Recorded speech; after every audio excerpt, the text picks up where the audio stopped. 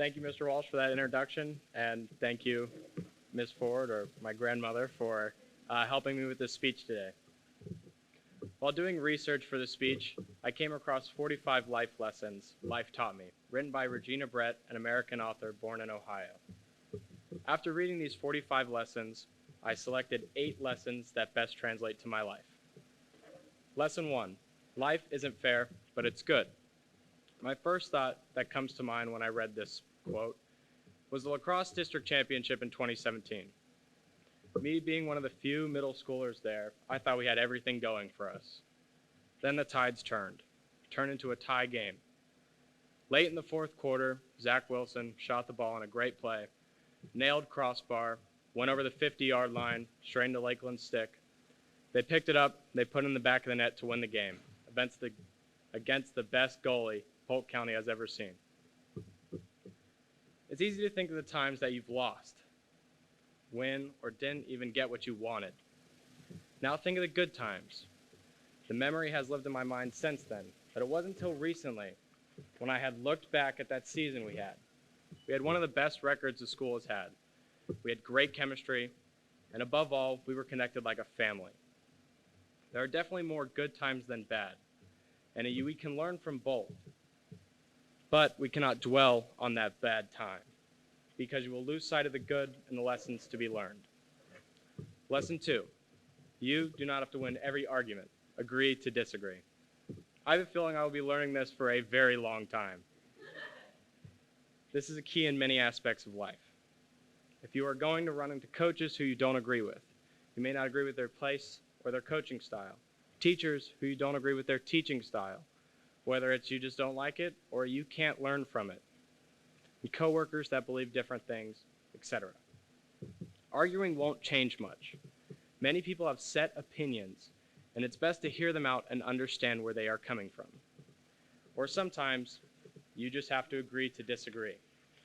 Arguing, in most cases, will make things worse. Lesson 3, be eccentric now. Don't wait for old age. It's okay to be silly. Dress in that costume. Have fun with your friends. Don't take yourself too seriously. My younger days, I dressed as Captain Jack Sparrow every day, or superheroes like Spider-Man, and I would even go to school dressed as them. As I grew older, I never lost that mindset. As a kid, I was driving four-wheelers, go-karts, or anything that had an engine and 4 wheels, living life in the fast lane.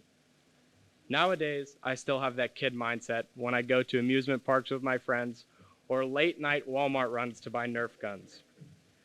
We all act like children, and that's okay.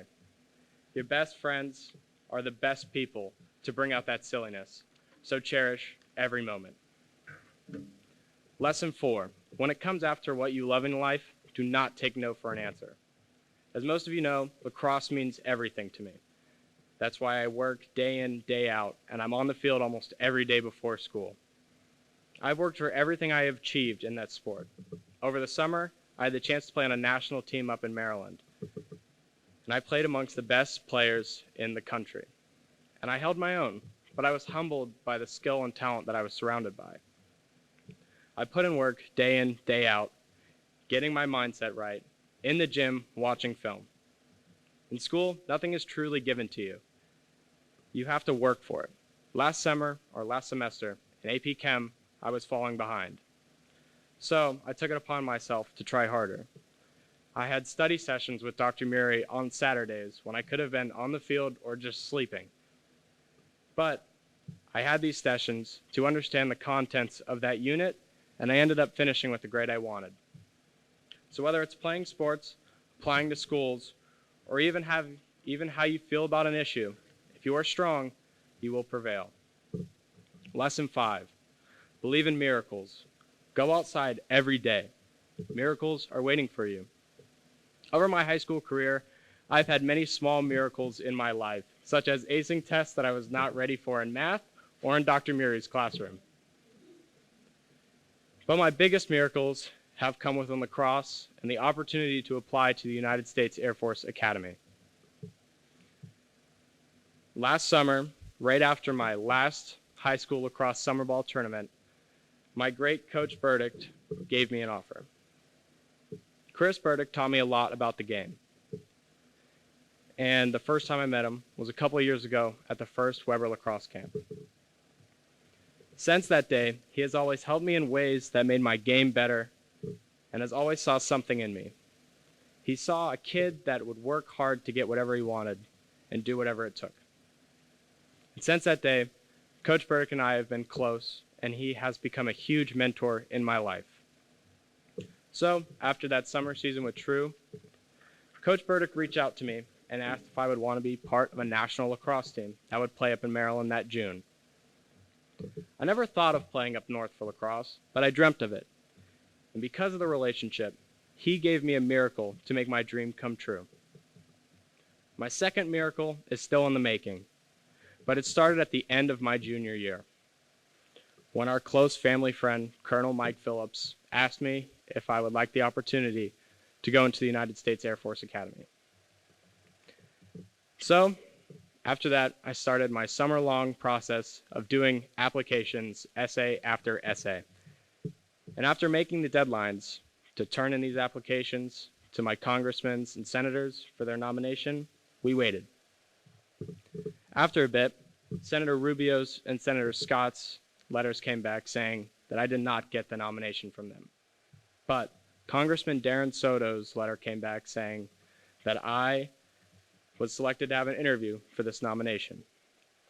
While staying in Anna Maria Island during fall break, I took a long drive, waking up early in the morning to the far side of Orlando for this interview. A week later, we had heard back, and he had nominated me for the academy. That doesn't mean I'm in, but it's the hardest step, because without that, you're not going to be considered at all. Miracles don't come often, but when they do, appreciate each one and do everything you can to make that miracle blossom into something more.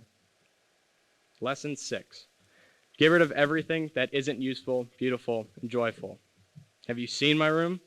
I have to convince my mom that it's all useful and joyful. I use the excuse of, I'll give it to my kids. That usually works.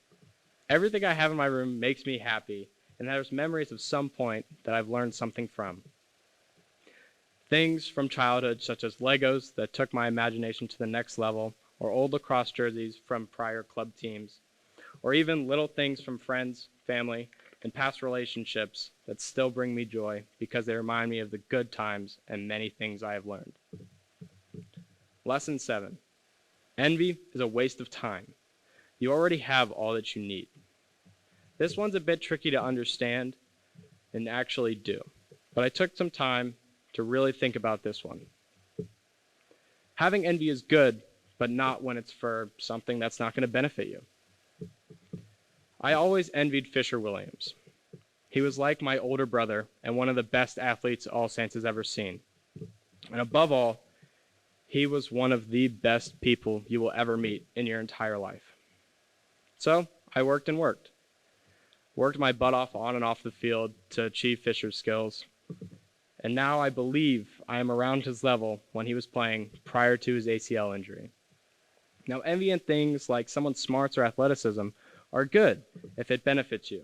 But envying one of your friend's gaming setup or house, that won't get you anywhere. That will most likely make you jealous at the relationship between the two of you will tense up. Last lesson. The best is yet to come. We have only lived a fraction of our lives, and it's our job to keep looking forward.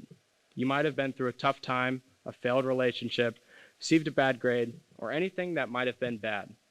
But those bad times aren't going anywhere. Lean on your close friends and family that love and support you. I've been with most of my class since pre-K 3, and I treat them all like family because I know I can count on them. I can relate to these life lessons from Regina Brett, and now a life lesson from Killian Wright. Finn, this one's for you. Don't expect handouts. Nothing is given to you. Nothing will come on a silver platter. It's not about working for it, but it's about the work ethic towards it.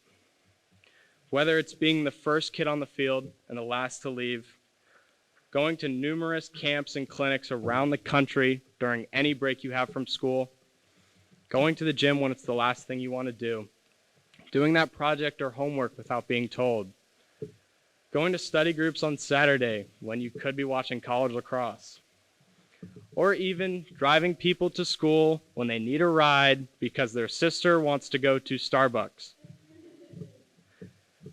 Doing these things physically doesn't take a lot, but doing it takes the right mindset.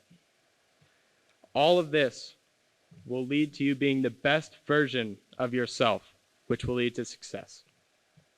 I appreciate all of you for being here. All of you have contributed to the man I am today. I can't thank you enough. Mom, Dad, thank you enough for all of you've done.